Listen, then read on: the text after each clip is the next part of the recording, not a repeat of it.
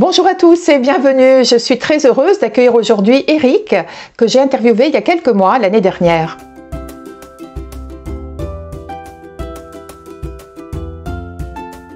Bonjour Eric. Bonjour Olivia, c'est un plaisir de te retrouver dans ton émission et merci de m'inviter à nouveau. Moi, Comme ce qu'on avait vécu la première fois, effectivement, l'année dernière, je ne sais plus à quelle époque, mais ça passe tellement vite, mais en tout cas, c'est un plaisir. Écoute, je suis très heureuse parce qu'a priori, tu n'as pas été traumatisée puisque tu es revenu. Et puis je le fais avec le sourire, j'aime bien, donc j'invite tous tes invités à refaire la même chose, tu vois. Ce que je voulais faire avec toi, donc la fois dernière, nous avons évoqué ta vie, tes dons, comment tu es arrivé où tu es aujourd'hui, puisque tu es un médium au grand cœur, comme je t'avais défini. Merci. Et je n'ai pas changé d'avis. J'invite donc les personnes qui ne te connaissent pas à aller voir la vidéo, qui normalement devrait s'afficher par ici, pour te découvrir. Je voulais juste te dire que tu es médium, que tu es français et que tu vis depuis quelques années au Canada. Pour ceux qui veulent en savoir plus, la vidéo est par ici. Ce que je te propose, c'est évoquer des anecdotes que tu as vécues, puisque tu en as plein les poches d'anecdotes, oui, bien sûr. Un petit peu. Et je voudrais donc, par rapport à une thématique, tu me diras un petit peu ce qui vient. Ok, parfait. Ouais. C'est presque la question pour un champion, tu vois. C'est ça. Mais tu as droit à l'erreur. Je peux me tromper, je vais appeler un ami, comme je te le disais tout à l'heure. Pépé Tony, t'es dispo? Oui, il est toujours là. C'est ça. Alors, une anecdote qui évoquerait la joie. Alors, soit la joie que tu éprouves, soit la joie qui a pu être éprouvée par la personne qui est en face de toi. Tu en as beaucoup. Oui, il y en a une qui m'a marqué plus particulièrement. En fait, c'est il y a à peu près 2 ans. Il y a des choses qui vous marquent dans votre travail comme dans votre activité. Et moi, ça a été pareil. Ça a été de rencontrer en présentiel, je suis à ce moment-là du côté de Sherbrooke et j'ai une jeune femme, une infirmière qui a une 30aine d'années qui vient me consulter parce que elle est dans l'incapacité d'avoir des enfants, elle est dans l'incapacité de me donner vie malgré les fécondations in vitro, malgré tout un tas de process qu'elle a mis en place. Et en fait, ce stress l'empêche de vivre de tomber enceinte et de vivre une maternité comme n'importe quelle maman peut être amenée à le vivre, et c'est logique. Et on va faire un travail, elle et moi, d'évacuer sa peur, ce stress, d'évacuer toute cette pression. On fait sortir des choses au travers de ce qu'on appelle, j'appelle une séance miroir. On évacue des choses, en fait. Et ça faisait juste quelques années, donc une fois qu'elle essayait. Et puis, quelques semaines après, je vais apprendre, elle va me dire qu'elle est tombée enceinte. Et elle a donné vie à un enfant.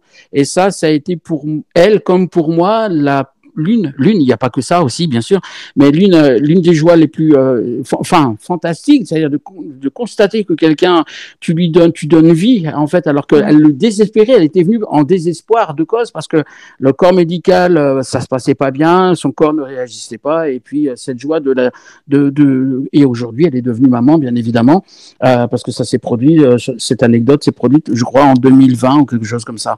Ça, c'est quelque chose qui m'a profondément marqué parce que c'est quelqu'un du corps médical qui vient de consulter, qui croit en quelque chose, et puis elle va se libérer d'un passé difficile et compliqué, et ce qui fait que la suite, on la connaît. Ça a été quelque chose qui m'a marqué, humainement parlant. La deuxième émotion que je voulais évoquer avec toi, c'est celle de la surprise. Pour toi ou pour la personne qui te consulte. La surprise, c'est par exemple quand tu es en conférence, donc devant un public intimiste, parce que j'aime les petites salles pour justement donner des contacts à un maximum de personnes. On fait un tirage au sort en fait. Et je me souviens de ce que j'ai vécu en novembre dernier. Je suis dans une ville du Bas-Saint-Laurent qui s'appelle Rivière-du-Loup, et puis je fais tirer au hasard des gens. J'amène un espèce de plat dans lequel les gens ont mis qui veut participer à avoir un message.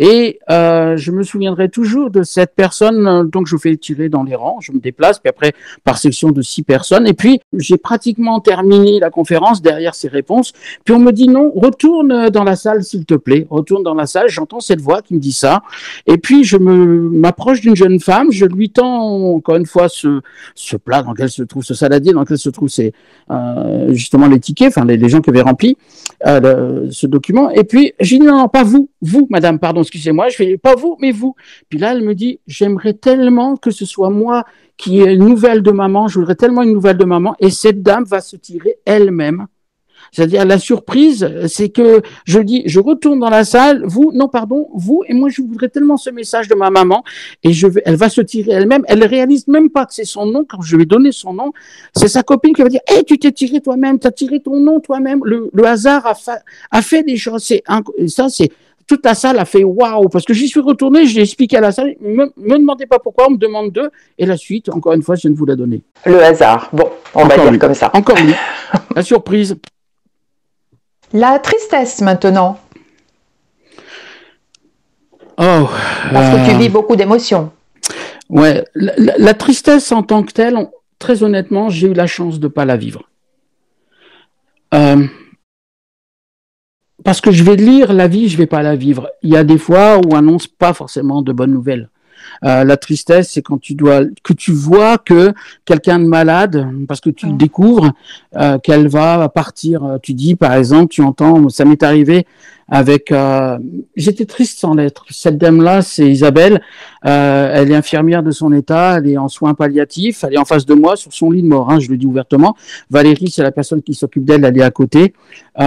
J'ai en face de moi quelqu'un qui va partir. On ne sait pas quand. Et là, je lui dis, tu vas partir, mais je ne vais pas lui donner la date. Je vais la donner à Valérie. Je vais lui dire dans 5 jours ou 5 semaines, 5, pas 5 ans, pas 5 mois, 5 jours, 5 semaines. Elle est partie 5 semaines, comme annoncé plus tard.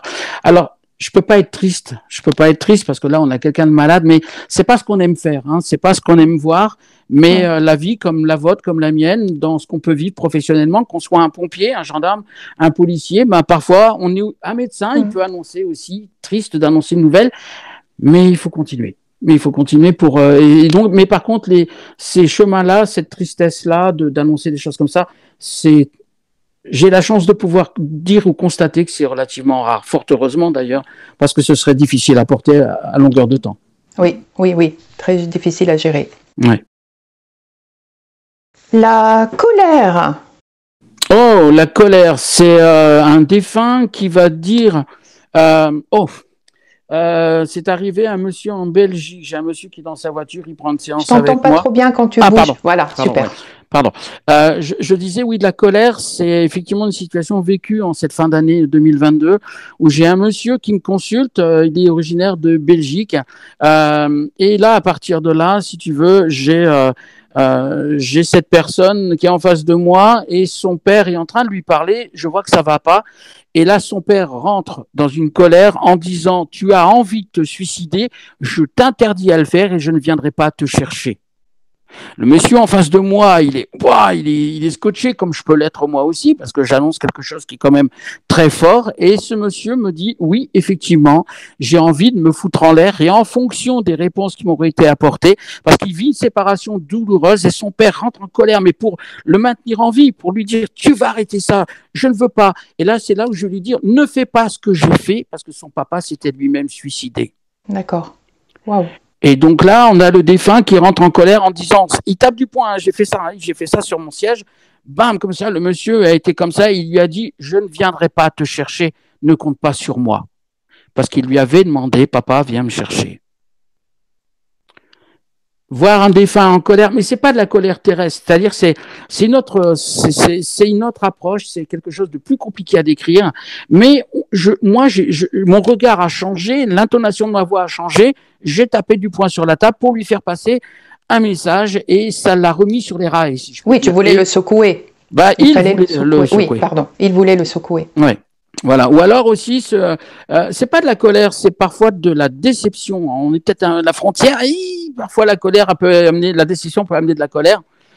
Ça faisait partie de d'un de mes prochains choix. D'accord. La déception, c'est par exemple ce qui m'est arrivé. À titre personnel, quand j'ai effectivement Pépé Tony, mon guide, pour ceux qui me connaissent, donc j'ai mon arrière-grand-père qui me guide, et ce guide va tout mettre en place pour que je puisse me lancer pour que je puisse contacter des entreprises, c'est-à-dire mettre mes capacités sans les dévoiler à des chefs d'entreprise, m'adresser à un tissu socio-économique d'entreprises pour guider les entreprises qui sont comme des individus, des pays sont des individus, quelque part, façon de parler. Et alors que tout est fait, hein, tout est mis en place, le site internet, la marketing, tout a été fait. J'ai même rencontré des gens qui m'appuient, qui vont m'aider dans les démarches, qui vont même me donner des clients, parce qu'ils n'ont pas le temps de les gérer ici au Québec. Et moi, je vais dire non, je ne le fais pas. Je vais dire Pépé, je fais pas, j'ai plus envie, j'en ai assez de porter le costume, voilà, je l'ai porté pendant des années, oui, de revenir dans les rangs, dans les statistiques, dans les écrits pénibles. J'ai plus envie de ça. Là aussi, il m'envoie ce message en me disant, Eric, tu viens de développer donc un nouveau don. J'ai demandé lequel, Pépé, celui de faire les mauvais choix. Et donc j'ai senti alors leur déception parce que effectivement j'ai raté certainement une belle opportunité, quelque chose que je ne maîtrise pas dans le développement. Alors je l'ai su après parce que j'ai osé poser la question. Pépé, qu'ai-je donc raté depuis avoir dit non? Parce que quand j'ai dit non, on m'a dit c'est terminé, on passe à autre chose. Il n'y a pas de retour en arrière. Il n'y a pas de retour en arrière, il n'y a pas de joker là non plus.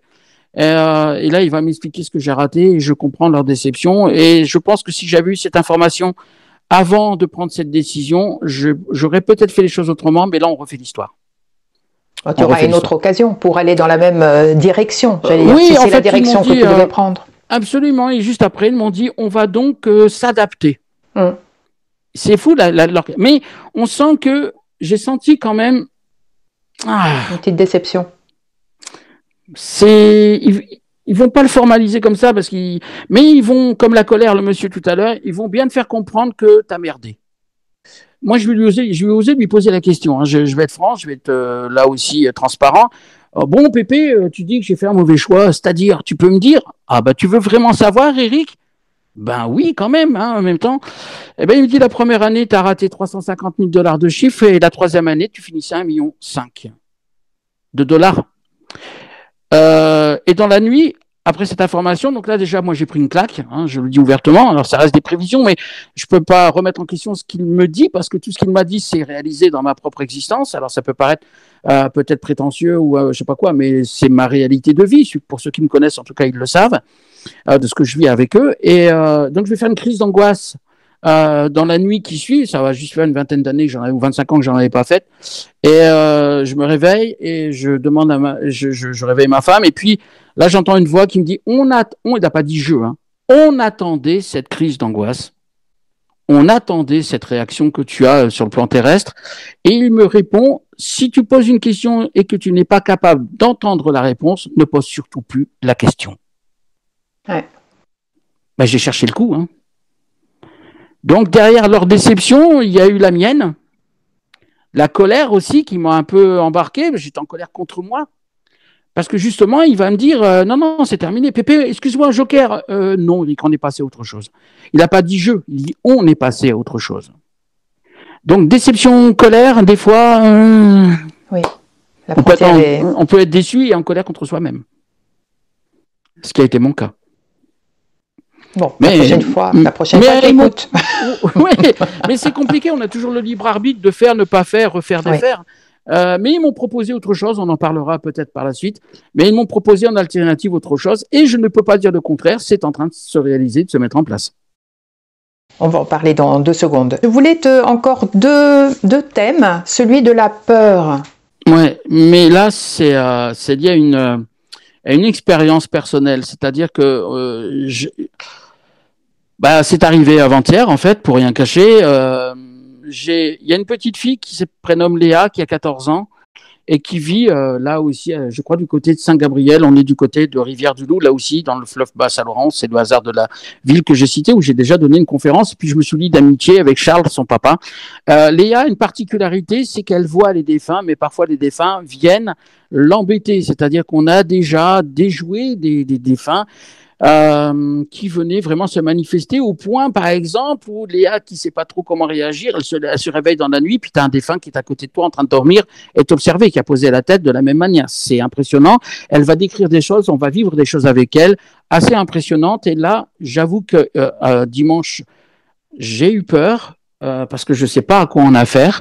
Là, aujourd'hui, Charles va d'ailleurs voir un prêtre exorciste qui vient chez eux parce qu'elle était vraiment comme possédée.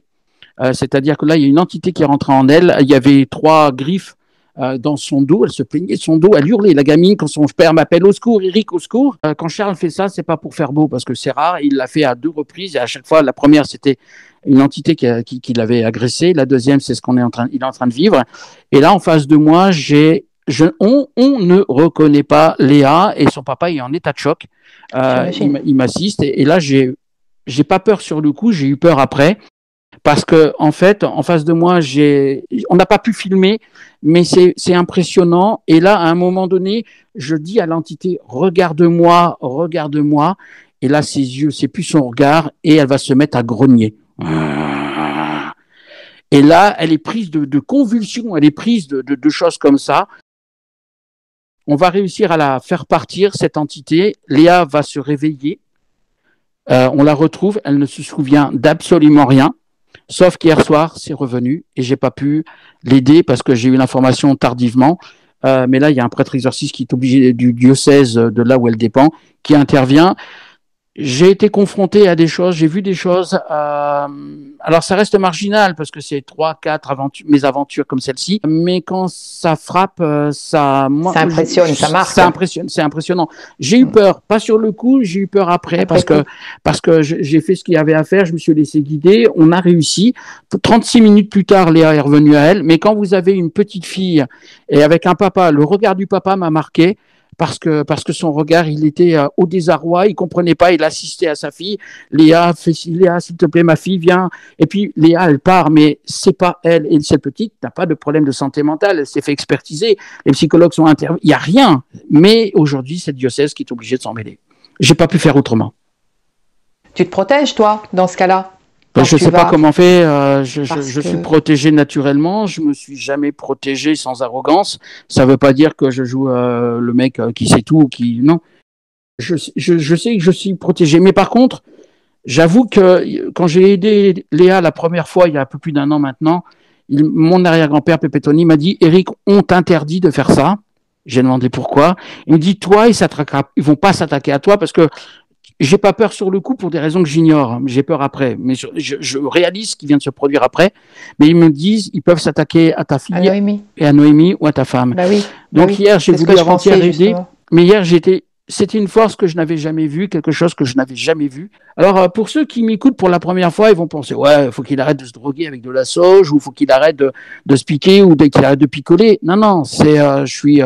Pour la petite histoire, je le rappelle pour ceux qui me découvrent, je suis juriste de formation, j'ai une chef d'entreprise pendant près de 10 ans, j'ai rien à prouver, j'ai rien à démontrer. Non, tu as les pieds sur terre, tu es très carré, très je n'ai rien solide. Je cherche pas le sensationnel pour exister, j'ai pas besoin de ça, parce que j'ai existé avant ça, donc je continue à exister en faisant ce que je fais, mais j'ai pas besoin de me mettre en avant pour ça. Mais là, effectivement, je peux dire qu'il y a des forces bien évidemment qu'on ne maîtrise pas, et là, j'ai pas fait le malin. Là, j'avais affaire à quelque chose de pas sympa qui est revenu hier soir à 23h heure locale, mais j'ai pas pu aider parce que j'ai découvert le message tardivement, vers minuit, 1h du matin. Donc voilà, mais ça a été compliqué. Message pour ceux qui nous écoutent, l'au-delà, l'invisible, il y a du bon et du mauvais, ou du moins bon, donc faut pas faire joujou comme ça sans réfléchir. Hein. Pour 2 raisons, si tu permets, je vais juste te rajouter quelque chose, si tu le souhaites, si tu le veux bien, pardon. C'est que tout ce qu'on sait de cet univers, c'est qu'on ne sait rien, ou pas grand-chose, déjà pour commencer. Deuxième élément, pour ceux qui ont le moindre doute sur ce risque potentiel d'être exposé à des forces négatives, si je puis dire, je vous invite à regarder un film qui s'appelle Véronica, qui se déroule en fait dans les années 2015, tiré d'une histoire vraie. C'est une petite fille espagnole qui veut rentrer en contact via une table Ouija avec son papa qui est décédé, bien évidemment. Enfin, bien évidemment, il est décédé, pardon. Et il va se passer des choses, donc je ne vais pas vous spoiler le film. Vous regarderez, allez jusqu'à la fin du film, jusqu'au générique, et vous allez découvrir des choses. Je peux pas vous en dire plus parce que sinon je vais spoiler le film, mais ça donne à réfléchir. D'accord, je le verrai aussi, je ne l'ai jamais vu. Véronica, le film. Donc n'ouvrez pas la porte en grand sans savoir ce qu'il y a de l'autre côté. Non, mais Pépé me dit, pensez toujours que quand vous faites ce genre de choses avec une table Ouija, il m'a donné un exemple marquant. Il me dit, voilà comment ça se passe concrètement. Imaginons que nous soyons en forêt, vous êtes au Canada, on va passer un moment ensemble, on est au fin fond d'une forêt, proche d'un lac, on est en pleine nuit, il est 1h du matin, et puis, ou minuit, puis on décide de jouer aux jeux de société, on joue aux jeux de société depuis un petit moment, et puis il y a une coupure de courant qui intervient, la tempête soufflant, il y a une coupure de courant qui intervient, et puis donc le chalet est plongé dans le noir. Oui. Et puis, il me dit à ce moment-là, imaginez que tout simplement quelqu'un monte sur le perron de votre porte, vous entendez des pas arriver à la porte d'entrée, noir absolu, on n'est pas chez nous, on ne connaît pas, on n'a pas de lampe, on n'a rien, et ça frappe à votre porte, toc, toc, toc. La question est, est-ce que vous ouvrez? Et si vous ouvrez, à qui ouvrez-vous? Eh bien, il me dit, la table Ouija, c'est ça, c'est un faisceau dans la nuit, comme ça, et ça peut attirer des bestioles, ils appellent ça des bourdons, et qui vont venir rentrer parce qu'ils ont vu de la lumière comme un phare dans la nuit. Puis, très belle image. Ce n'est pas un jeu, même si on le trouve. Cette table se trouve, encore une fois, au moment de Noël, on l'a trouvé, par exemple, au Toys R Us. On la trouve au Toys R Us, on la trouve dans la rubrique jeux de société. J'ai pris des photos. Oui, c'est marqué jeux de société. Et c'est marqué jeu. Un jeu, table Ouija. Ceci est un jeu à l'extérieur, dans la pub, et puis quand vous lisez le mode d'emploi à l'intérieur pour l'avoir fait, c'est marqué ceci n'est pas un jeu. Il y a quelque chose qui fonctionne par là. Voilà. Pour être un petit peu plus dans l'harmonie, un message qui évoque le pardon, une anecdote dans ce domaine-là. Oh, magnifique. Ce sont des messages qui sont passés par des gens qui se sont suicidés. Le pardon. Exemple type, je suis en conférence. J'ai une 50aine de personnes en face de moi, là encore, c'est à peu près la moyenne, et je donne la parole, à l'époque il n'y avait pas de tirage au sort, je donnais la parole à des gens comme ça, puis vous madame, et elle veut rentrer en contact avec son fils, je vais lui passer un message où en fait je ne sais pas qui s'est suicidé, parce qu'elle dit je voudrais parler à mon fils, comme dans mes lives, ça va se produire comme ça, je veux parler à mon fils, ce qui se prénomme un tel, et là je vais lui dire ton fils te demande pardon. Et en fait, je vais, sans le savoir, répondre à une question qu'elle se posait. Dans le cadre d'une culpabilité. C'est-à-dire qu'elle culpabilisait du suicide, c'est de ma faute, en fait, elle culpabilisait de ça. Mais ça, j'ignore tout. Et je vais donc lui passer deux messages, en fait, qui vont lui permettre de dédramatiser la situation. Et elle vit avec ce poids depuis 10 ans. Et donc, la dame m'a pas encore posé la question, que je réponds à sa question qu'elle allait me poser. Elle me dit, mais j'allais vous poser la question, et puis il répond en fait. Et puis, il y a quelque chose qui m'a marqué. Alors, je me souviens aussi de ce défunt qui a dit, quand il est parti, il y en a 2 défunts m'ont dit 2 choses dans le cas d'un suicide, et là, c'est merveilleux, quelque part, façon de parler. Maman, je n'ai pas voulu te faire de la peine, j'ai préféré fuir la mienne. Oh. Et ce deuxième défunt qui a dit « Maman, tu ne m'as pas mis au monde pour me voir mourir, encore moins pour me voir souffrir. » Wow. Ça, c'est des phrases qui m'ont marqué humainement parlant, parce que ça dit ce que ça dit, c'est clair. Et il y a eu quelque chose d'extraordinaire vécu là aussi en conférence. J'ai une dame qui veut parler à son papa qui est décédé. Il vient de décéder, son papa, il y a 4 jours. C'est un samedi, son papa est décédé dans le début de semaine. Elle me donne le prénom de son papa et puis je fais une description et elle me dit ça ne correspond à personne. Ça ne correspond pas à mon papa. Puis cette dame est accompagnée de 2 de ses amis de chaque côté. Ça l'est placé comme ça. Je vais lui dire ah bon, à qui ça peut correspondre? Elle dit ça correspond plus à mon ex qui s'est suicidé il y a 12 ans. Et là, je vais lui dire, ce n'est pas de ta faute, c'est moi. Je me suis suicidé et je t'ai fait porter le chapeau de mon suicide par le biais d'une lettre ou d'un courrier que j'ai fait.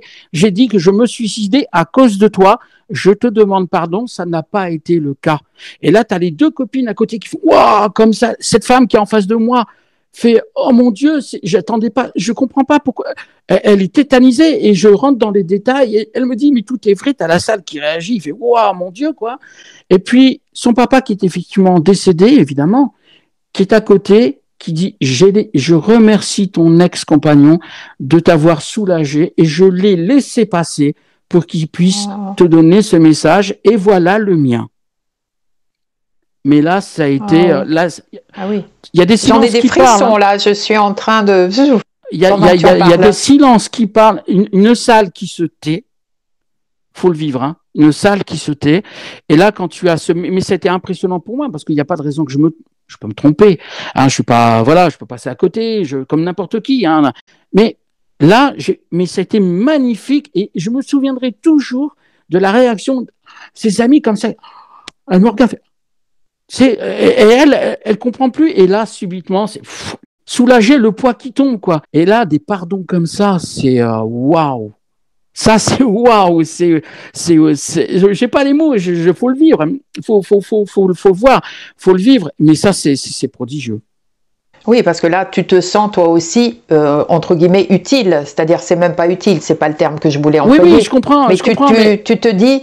Mais tu libères des gens. Voilà, tu aides. Tu aides, tu libères des gens. Comme oui. Cette maman, je me souviendrai toujours de cette maman dont j'ai parlé tout à l'heure, en premier, où son fils va lui répondre directement, mais vous auriez vu la réaction, et avec les membres de sa famille qui l'entouraient, mais c'est prodigieux.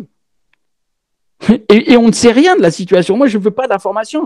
Pour moi, la médiumnité, c'est pas de m'inspirer de ce que les gens peuvent me dire, c'est ce que je vais découvrir avec vous tous. Et c'est ça qui est prodigieux. D'ailleurs, c'est ce que tu fais, j'allais dire, avec brio et avec beaucoup d'humour. Tu as ton compte Facebook, oui, dans lequel tu fais des lives régulièrement. Oui. Gracieusement pour les personnes. Moi, je suis rendu à pratiquement depuis 2 ans, un peu plus de 2 ans et demi maintenant, j'avoisine les 700 directs cumulés. Oui, et moi je me souviens au tout début. Au début, nous étions 5-6. Le bouche-oreille. Oui, on était 5-6, je me souviens. Je faisais des directs de 15 minutes, 30 minutes en fait. Au départ, on était 5-6 participants, on est monté à une dizaine.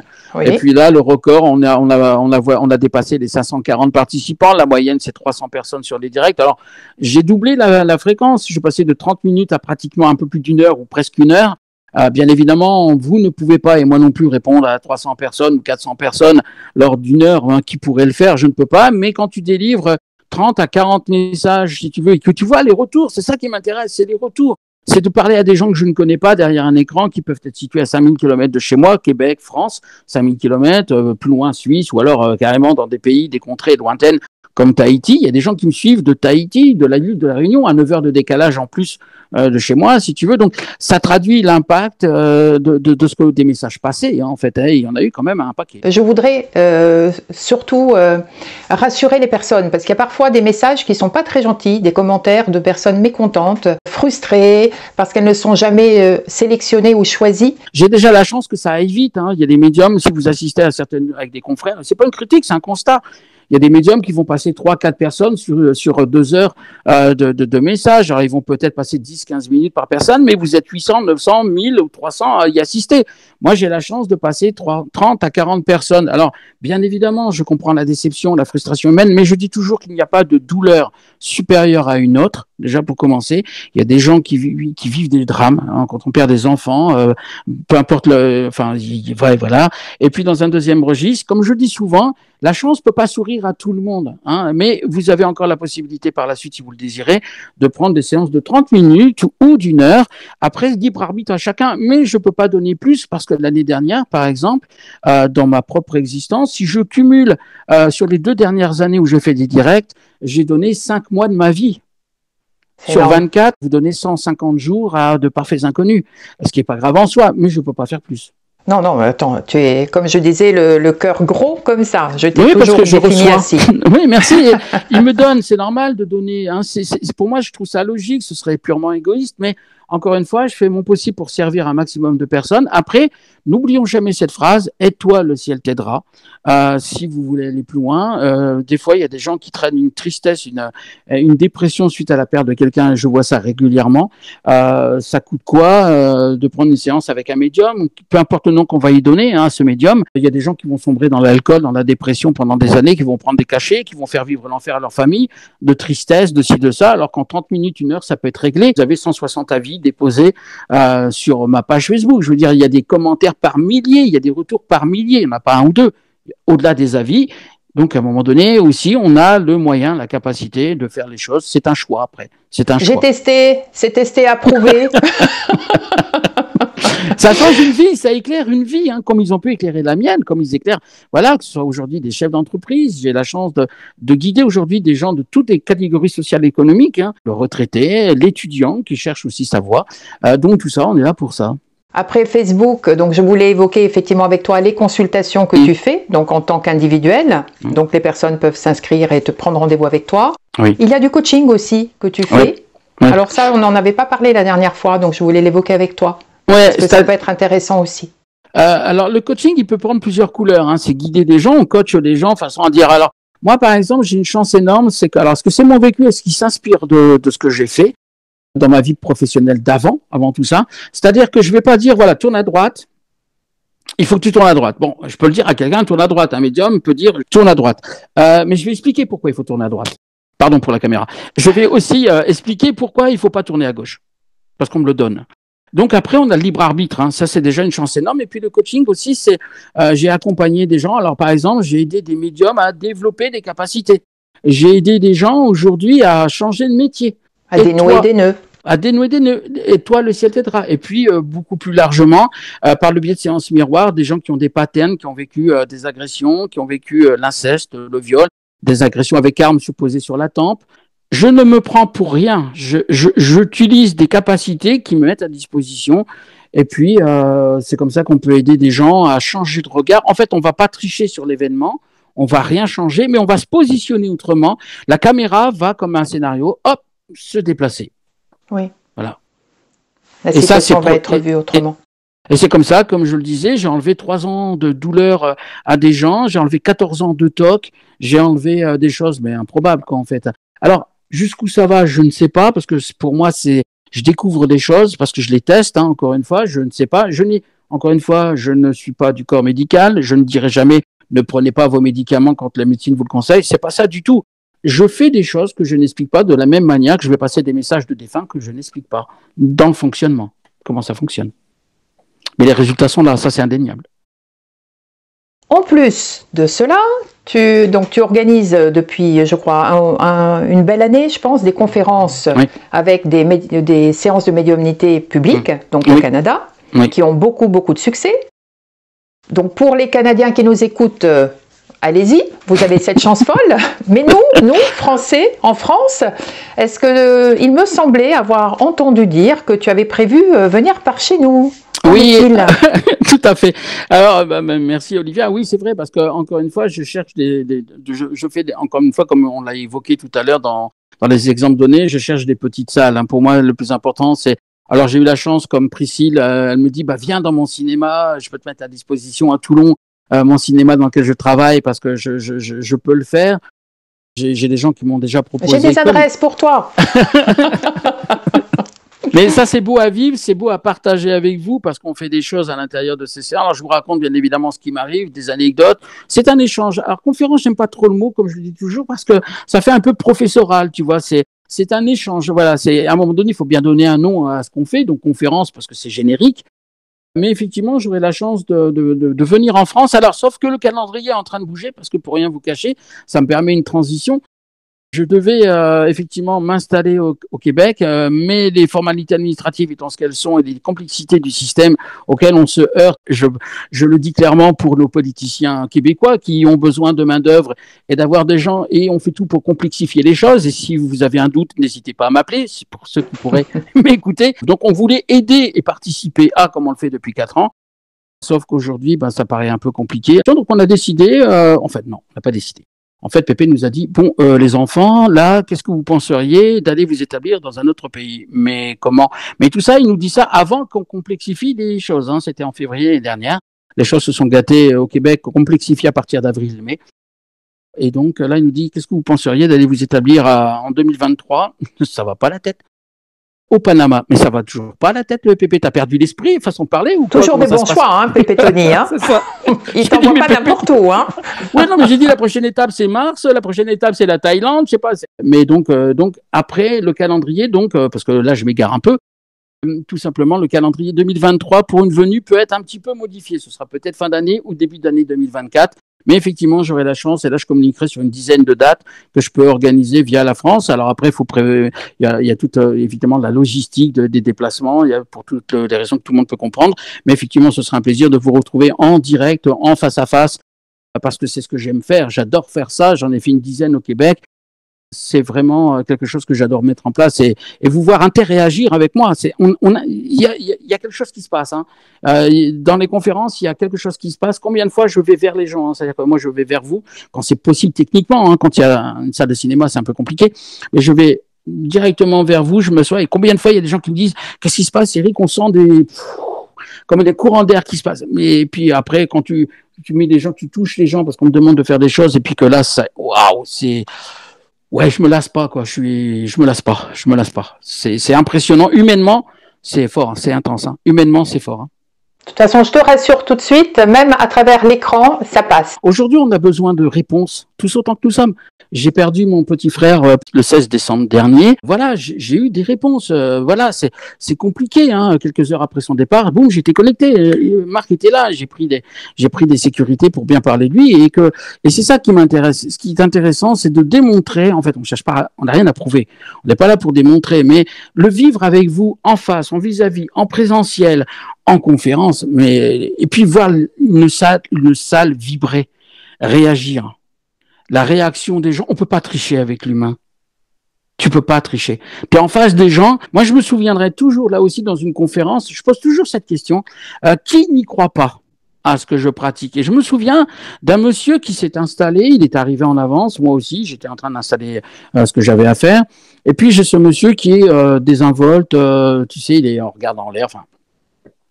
Et quand je pose, une fois que tout le monde est présent, on démarre la conférence, qui n'y croit pas, puis il lève la main. Déjà, je le remercie parce que c'est courageux. Alors ça, c'est filmé, hein, on va faire les montages, c'est filmé. Hein. Donc, il n'y croit pas et je le remercie. Et puis, en fait, ce que je vais apprendre, c'est que sa sœur est à côté, et sa sœur a perdu son mari, donc c'est son beau-frère. Et puis, à un moment donné, le hasard fait qu'elle va être tirée au sort et puis son mari va donc lui parler. Et pendant que je passe le message à sa sœur, je le vois déjà, si tu veux, un peu s'enfoncer dans son fauteuil, parce qu'il avait déjà vu à droite à gauche des contacts, et il s'enfonce dans son fauteuil, et je lui dis, monsieur, si vous le permettez, je sais que vous êtes dubitatif, et vous avez raison de l'être, il faut des garde-fous, et vous êtes là pour protéger votre sœur, et je le comprends, humainement, mais votre beau-frère veut vous parler. Ma question est la suivante, est-ce que vous avez envie du contact avec lui? Je ne vous impose rien. Je le fais en salle devant tout le monde, j'ai micro, c'est filmé. Il va me dire oui et ce monsieur va finir par s'effondrer. Le message est tellement précis et tellement tac et tellement calibré qu'il finit par s'effondrer. Eh ben pour moi, il m'a fait un énorme cadeau, ce monsieur.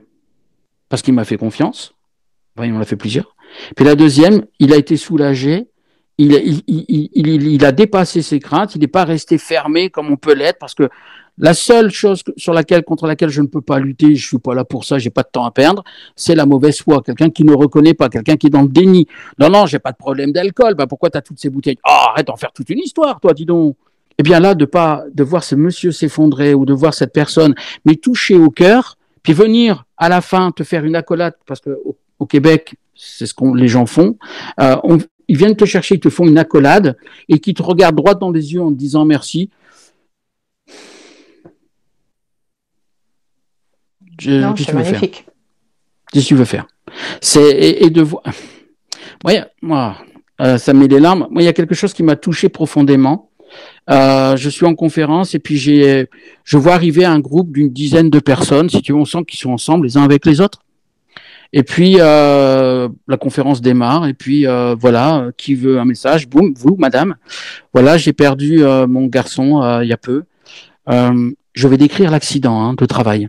Il a pris une chaîne qui lui arrive derrière la tête et je prends un coup derrière la tête. Aïe, derrière ma tête, il y a une chaîne, ça vient de casser. Mais c'était un truc de ouf. Quand tu les reçois, ils sont 8 en face de moi en séance privée, il y a un message ciselé pour chacun d'eux. Je vais même dire à un moment donné, dis donc, toi, tu t'es fait un tatouage. Oui, je me suis fait un tatouage. Il me parle d'un tatouage. Oui, d'un papillon. Et la fille exhibe, elle laisse son but. Et là, c'est fait un énorme papillon, là. Mais des exemples comme ça, c'est...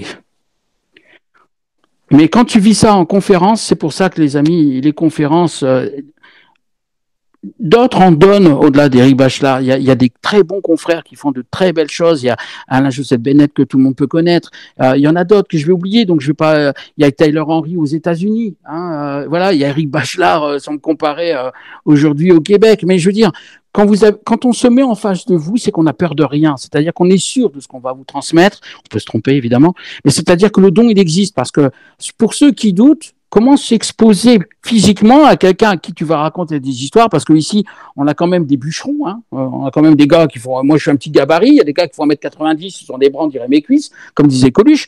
Et puis à un moment donné, si tu dis une histoire, une connerie, pam, ils peuvent se lever, t'en mettre une, hein. Oui, oui, c'est clair.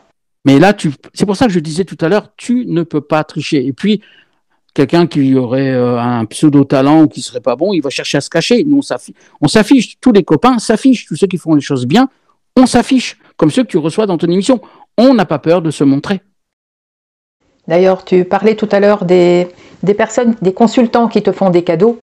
Mais toi, tu te rends compte du cadeau que tu fais, tu nous fais, parce que quelque part, à travers toi, tu nous donnes cette certitude de l'au-delà.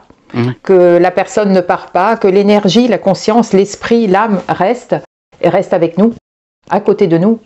Et c'est magique. Quelque chose de magique, y compris pour moi, quand mon frère part et que je le récupère quelques instants plus tard, parce que voilà, c'est quelques instants, quelques heures, c'est quelques instants. Sur l'éternité, c'est quelques instants. Et encore, c'est des millisecondes pour eux. Hein. Je ne sais pas comment le qualifier, d'ailleurs, j'en sais rien. Parce que là, oui, il paraît qu'il n'y a pas de temps. Je sais pas comment ça marche, mais c'est ça qui est fou, oui, effectivement. Mais comme ils le font avec moi, c'est-à-dire que ce que je vous donne, je le reçois au travers de Pépé Tony. Je le reçois dans le fait de, il faut pas oublier que pour la petite histoire, Pépé Tony en 2017 sauve la vie de ma femme. Donc ils nous font aussi des cadeaux, ils nous font aussi des choses. Donc je suis à la fois l'acteur et le spectateur, mais aussi parfois le consultant. Quand Pépé Tony me dit Rick fait ça parce qu'il va se passer ça et que ça match. Donc, je comprends le curseur parce que je passe mon temps à le déplacer. Je suis le consultant et je suis la personne que vous consultez. Alors justement, puisque ce lien me permet d'en faire un autre, quand on a pris la décision, je le transmettrai à Olivia la photo, je la transmettrai, comme ça vous pourrez juger par vous-même. Quand en février de l'année dernière, Pépé nous dit, devant les difficultés qui vont s'annoncer, dont on ignore tout pour le moment, parce que lui aussi il nous fait de la voyance, hein. Il nous fait sa séquence voyance. Il nous dit ça va être difficile par rapport au Canada, les règles vont changer. Qu'est-ce que vous diriez d'aller dans un pays que vous allez découvrir? Donc, ouais, on fait ouais, c'est-à-dire, et là il nous dit, est-ce que vous êtes prêts? Ben non. Mais est-ce que vous avez envie? Ben pourquoi pas? Et là il demande à mon épouse de prendre son téléphone. Hein, pourquoi? Ouvrez une map, tu sais, Google Maps. T'as le monde, hein, comme on peut tous le savoir.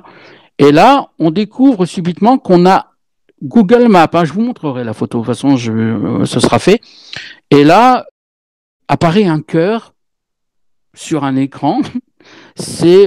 On va découvrir qu'en agrandissant, c'est dans l'Amérique latine, quel pays? Il y en a plusieurs, Costa Rica, Belize, Panama. Et bam, on voit devant l'écran qu'il y a un cœur qui est dessiné sur le Panama, parce qu'on va agrandir, hein, ce sera net. Et puis, il me dit, c'est là que vous allez aller. Et puis, de fil en aiguille, il nous dit, mais nous, on va aller vivre où? Au Panama, Panama City, on oublie le projet. Moi, je suis pas ville, on n'est pas ville. On ne veut pas habiter à Montréal, on ne veut pas habiter à Paris, donc on n'habitera pas à Panama, c'est un choix. Ça a toujours été comme ça chez nous. Les villes, ça ne nous intéresse pas. Et puis, il m'a dit, non. Et là, il me dit, comment s'appelle votre fille? Pépé s'appelle Noémie, évidemment. Non. Il me dit, quel est le deuxième prénom de Noémie? Clara. Regardez bien votre cœur. Il est dessiné sur Santa Clara. Et là, on va devoir chercher une école internationale. Et si on va plus loin dans le cœur, parce qu'on va découvrir tout ça, en fait, il va nous guider vers l'école. C'est-à-dire le cœur, à un moment donné, un cœur va se poser sur une école qui s'appelle la Five Star Academy. Alors, on n'est pas la superstar, on n'est pas la Starac, Five Star Academy. C'est une école internationale. Noémie a 3 écoles possibles au niveau des inscriptions. La seule école sur laquelle il y a encore une place dans la classe qu'elle va aborder, c'est sur la Five Star Academy et on ira l'inscrire. Ce qu'on a fait la semaine dernière en nous rendant au Panama à sa demande. Aller au Panama au début d'année. Morale de l'histoire, quand c'est ta route, tout se met en place et ils organisent tout là-haut. Superbe message. Bien sûr. C'est une réalité. Hein. Il y a des gens qui me disent, Eric, pourquoi ça ne s'est pas réalisé? Alors, je peux me tromper. Oui, il y a des gens, ça ne fonctionne pas. Est-ce qu'on a mis les choses en place? Est-ce qu'on a entendu? Est-ce qu'on a écouté? C'est consultatif. Hein. On peut se tromper aussi. C'est un plaisir pour moi aussi de te recevoir et d'échanger avec toi. Moi à aussi. chaque fois, tu es d'une richesse avec tes anecdotes, tes messages, ta joie de vivre. J'ai pas de tristesse. Je n'ai pas réussi à pleurer quand mon frère est parti. Je n'ai pas réussi à pleurer. On peut vivre des désaccords, ce qui était le cas. On peut vivre des désaccords. C'est pas pour autant que je souhaite la mort à qui que ce soit. Là, quand il est parti, la première des choses qu'il m'a dit, c'était un mot. Voilà, il s'est adressé à moi et on a échangé et c'était waouh quoi. Alors après, on peut en dire ce qu'on veut. Nous, médiums, on existe depuis la nuit des temps. Hein, donc bah ouais, il y a des choses qu'on n'explique pas, encore une fois. Donc effectivement, avoir un cœur apparaître sur le Panama, c'est pas normal. Et non. Je le transmettrai encore une fois. Oui. C'est pas normal d'avoir une télé qui s'allume la nuit en pleine nuit, qui s'allume en pleine nuit, pardon, d'avoir des objets qui tombent devant vous, d'avoir un cadre parce qu'il faut parler de ma fille. Et c'est le cas de ma petite fille. Ne spoil pas. C'est comme au cinéma. Laisse plaisir aux auditeurs d'aller découvrir tes aventures. Il y a des choses qui se produisent, il y a des choses qui se passent et qui sont partagées d'ailleurs par beaucoup de personnes qui ont vécu des choses avec moi après des contacts. C'est très fréquent que des gens ont des signes derrière, des lumières qui font ça. C'est filmé, c'est pris, c'est partagé. D'avoir un aspirateur qui n'est pas branché, qui se déclenche. Un truc qui...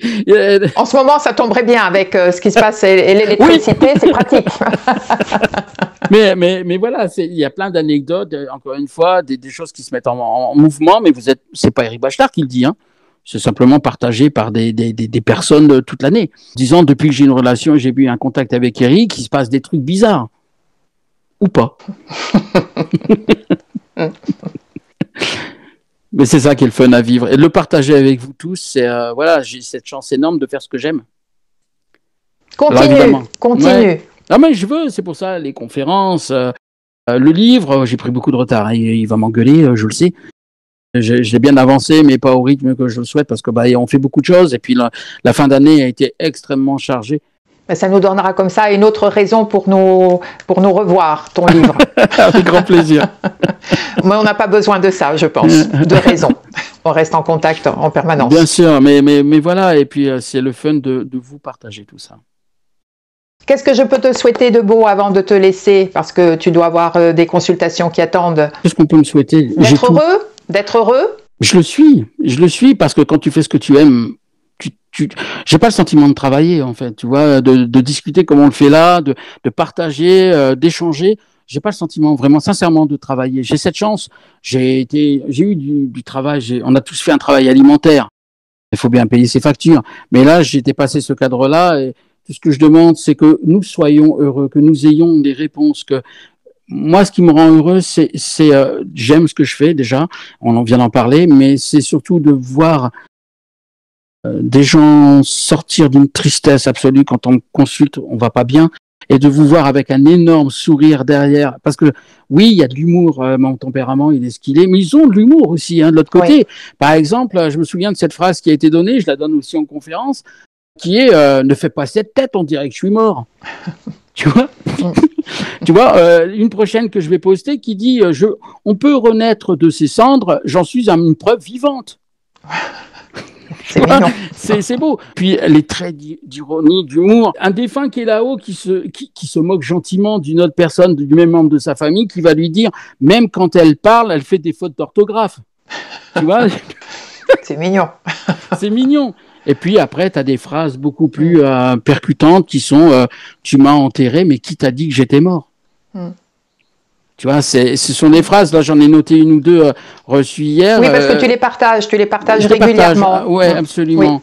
Oui. Cette phrase reçue hier en séance, je montre à l'écran, c'est en séance, je l'ai mis en fluo, comme ça je les repère moi, pour les noter. Tu pleures pour le bonheur que tu vas retrouver ou pour celui que tu as perdu? Hein? Ça parle, hein? Oui, à chaque fois. À chaque fois, c'est très waouh, c'est percutant. Hein. J'en ai reçu d'autres. Je le fais. Voilà. Ah oui, il y a quelqu'un qui a fait une EMI. Sa maman lui a dit, tu n'as pas frôlé la mort, mais une autre vie. Tu as frôlé une autre vie. Une autre nouvelle vie, pardon. Donc tu n'as pas frôlé la mort, tu as frôlé une autre nouvelle vie. Tu vas les mettre dans ton livre? Ah oui, oui, oui. J'en ai reçu. Vraiment, ce sont des perles dans le sens vraiment. Oui, oui, oui. J'en ai reçu. Ils m'en ont donné au moment où je parle à peu près 370, 380. On n'est pas séparés par la mort, mais réunis par l'amour que l'on se porte. Puis, en fin d'année, j'en avais reçu une qui disait je n'ai pas pu être au pied du sapin, je suis dedans. Oh, écoute, bon, c'est magnifique. Comme tu dis, ils ont beaucoup d'humour. Oui, mais comment tu veux garder un sérieux? Comment tu veux garder ton sérieux quand tu reçois ça? Et même moi, après, oh mon Dieu, tu réagis. Voilà. Mais c'est ça, ils ont à la fois, ils ont de l'ironie aussi, des phrases données. Il y en a qui veulent se comporter comme des chênes, mais ils se comportent comme des glands. Il n'y a aucune agressivité. C'est voilà. Tu vois, on n'a jamais fait les choses à moitié parce qu'on les a toujours faites ensemble. Oh. Je me souviens de cette phrase aussi qui m'a beaucoup marqué, qui dit « Il n'y a pas âme qui vive dans cette maison à part la mienne. » Waouh. Bon, ton livre, allez, dépêche-toi. Je le veux. Mais voilà, j'ai même imprimé les textes parce que je me dis c'est dommage, j'ai un problème informatique, c'est stocké sur 3 supports différents, mais au moins je les retrouve parce que il y a des perles, mais je m'en sers tous les jours dans mon quotidien de vie. Ça me fait penser des situations, me disent tout de suite tiens, tu n'es pas responsable de ce que l'autre ne sait pas faire. Tu vois, il n'est rien, ne lui laisse pas le pouvoir d'être tout. Bref, des choses très très. J'admire que tu t'en souviennes autant. Il y a des choses, encore une fois, voilà, c'est quelque chose de fort et c'est quelque chose de vrai. Donc, oui, parce qu'il y a des choses qui marquent. Encore une fois, comment ne pas être marqué par tout ça? Et puis, j'ai la chance de le vivre depuis 2 ans et demi, et puis d'avoir cette phrase qui était postée sur mon Facebook aujourd'hui, qui dit le souvenir est un moment éphémère qui dure une vie entière. C'est tellement plein de sagesse, c'est tellement subtil dans les mots, c'est tellement subtil dans tout ça. Je suis désolé, il y a aucun. Enfin, je connais pas beaucoup de compositeurs ou d'auteurs qui peuvent écrire des phrases comme ça. Non, d'ailleurs, ça frise la poésie. Souvent, tu as des phrases qui sont de la poésie. Oui, entre la philosophie et la poésie, en fait. Regarde cette phrase d'avant qui disait « Je ne t'ai pas donné la vie pour que tu t'attaches à la mienne. » Marche dans mes pas pour trouver les tiens. Tu réponds quoi à ça? C'est rien. Tu prends, tu donnes, et puis moi, il y a des fois, je suis en séance, après avoir transmis de telles phrases ou des retournements de situation, je suis comme ça devant la personne qui me consulte, en présentiel ou en conférence ou autre, je suis comme ça. Tu peux plus parler? Oui. Tout a été dit dans une phrase, dans un retournement de situation, de revoir mais ils ont une capacité incroyable de retourner les choses. C'est prodigieux pour celui qui l'entend, pour celui qui le dit. Parce que des fois, souvent, je réalise ce que j'ai dit une fois que ça a été dit. C'est-à-dire que sur le coup, qu'est-ce que je viens de dire? C'est pas moi. Mais c'est ça qui est effectivement passionnant. Voilà. Et encore une fois, merci à toi, Olivia, de nous faire vivre au travers des gens que tu rencontres, de tous les univers que tu nous permets aussi, là aussi, de côtoyer, de s'ouvrir, parce que c'est une ouverture d'esprit que tu as, c'est pas donné à tout le monde. Puis c'est bien ce que tu fais, parce que je te suis aussi, nécessairement, et c'est vraiment cool ce que tu fais, c'est vraiment bien. Et c'est ça qui est magnifique, et tu fais partager ça aussi au travers de ton émission, tu le fais partager au travers des gens que tu accueilles, et félicitations à toi, parce que c'est pas toujours simple de cette ouverture d'esprit, parce qu'il y a le regard. C'est étrange, hein, on en parlait tout à l'heure en off, toi et moi. 85% des gens ne croient. Alors, en nord-américain, c'est un continent nord-américain, européen, grosso modo, 85% des gens ne croient pas à la vie après la mort. Bon, croire, mais il faut croire pour espérer en même temps. Bon, ça c'est notre débat. Mais 90% des gens croient aux fantômes. Donc ça fonctionne pas. Et puis, chercher l'erreur. Chercher l'erreur, hein. J'espère que grâce à cette vidéo et grâce à toi, toutes tes anecdotes, on peut passer le message et peut-être ouvrir une petite lorgnette, une petite lucarne dans l'esprit de certains. Oui, on n'est pas là, encore une fois, on n'est pas là pour convaincre. J'ai une formation de juriste, cartésien, un papa gendarme, cartésien, donc je ne vais pas baigner dans un univers complètement loufoque. J'ai toujours pensé que le médium, pour moi, c'est le mec qui est complètement allumé, qui fume son pétard et qui fait tourner le truc. Oui, ça c'est l'image que j'avais, j'ai le droit de me tromper. Et ils me l'ont prouvé. Oui, c'est ce que j'allais ajouter. Et ils me l'ont prouvé, je me suis trompé. Et j'ai le droit de me tromper, ça m'appartient. Mais après, c'est qu'est-ce que j'en fais? Est-ce que je rentre dans la mauvaise foi? Ou est-ce que je m'ouvre en disant, il se passe un truc, ma curiosité m'amène à, ou pas? Et c'est là aussi des émissions comme toi qui permettent de mettre à la portée de tout le monde. C'est à la disposition de ceux qui s'intéressent. Moi, j'ai absolument rien à convaincre. Je suis pas là pour ça. Et puis, si ça fonctionnait pas, ou si j'avais fait de la peine, ou si c'était quelque chose de dangereux, imaginez bien qu'il y a longtemps que j'aurais arrêté. Je serais retourné dans ma vie d'avant, que j'ai pas envie de retrouver. Parce que c'est compliqué de redescendre après vivre ça, une telle intensité émotionnelle. Les ascenseurs émotionnels que je vis avec vous tous, je parle du rire aux larmes avec vous. Quel autre métier peut apporter ça? J'en connais pas beaucoup. Oui, c'est clair que tu vis notre émotion, tu la vis avec nous, et ça on le ressent. Et en ce qui me concerne, je suis très très heureuse d'avoir fait appel à toi. Et je crois que tu as deux personnes qui te sont reconnaissantes, qui parlent toujours de toi et qui ne vont pas te lâcher de sitôt. Merci.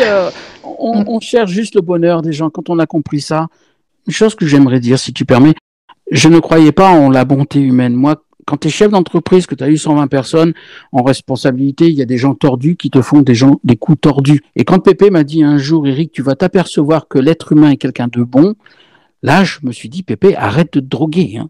Parce que l'image que j'ai, ta sauge céleste, faut pas que tu la fumes. Arrête ça 2 secondes.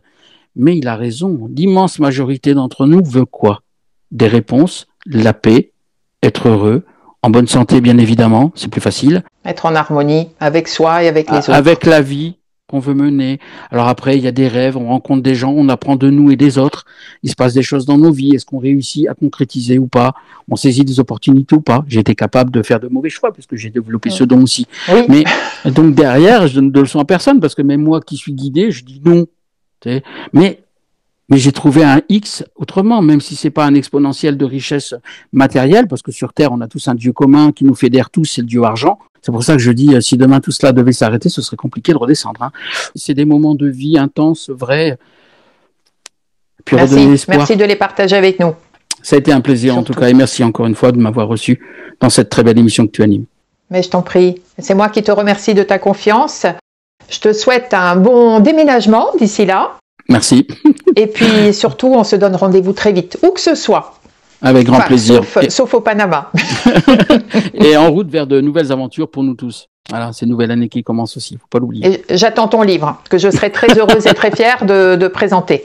Merci à toi. Merci beaucoup, Olivia. Merci. Au revoir, Eric. Au revoir. Au revoir. Je vous invite si vous voulez en savoir plus, à aller découvrir Eric, sa vie, ses dons, dans la vidéo qui doit se trouver par ici.